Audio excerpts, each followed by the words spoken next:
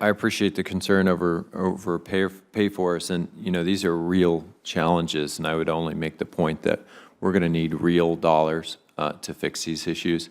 And one of my concerns about the House bill is that the pay-fors referenced are really authorization pay-fors. They're not appropriations pay-fors.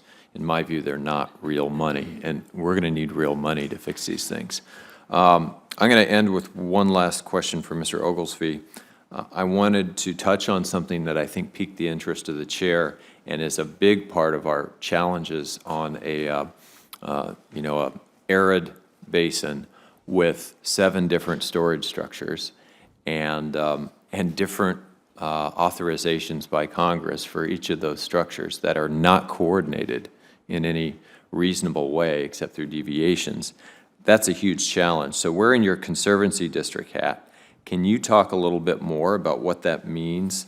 And for example, if you're dealing with a tight, dry summer and it's July and you release water as a Conservancy District from Elvado Reservoir, and then suddenly we get monsoon rains that negate the need to actually irrigate with that water that you've released into the river, can you capture that in Cochiti Reservoir downstream and hold it and use it for later irrigation or other uses, or do you have to just watch that water go by?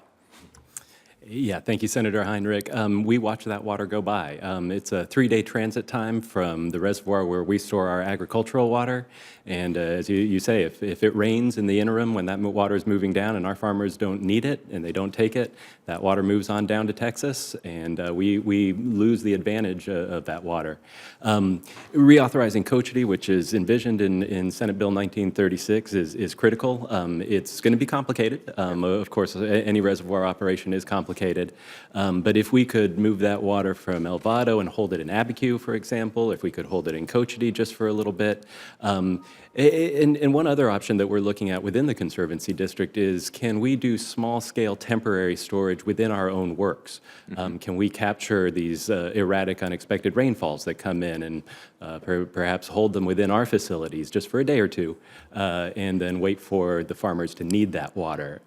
We're looking at all of these options. So it's not just our 7 reservoirs that we'd like to operate in a coordinated fashion, but it's how we can integrate our existing systems with those coordinated reservoir operations. Well, I think, I just used that example just to show that I know all of this is relatively complicated, but we are managing the entire basin in a way that's uncoordinated. And so when you have dramatically less input in terms of gross quantity of water, and you have no flexibility to coordinate all of these structures, the 7 reservoirs, your own works at the Conservancy District. We've seen very innovative things like Albuquerque doing storage underground in the aquifer. We're going to have to be more nimble in the future, and we certainly ought to be coordinating the federal infrastructure in a way that could potentially be a benefit for all of the users, irrespective of what perspective they come from.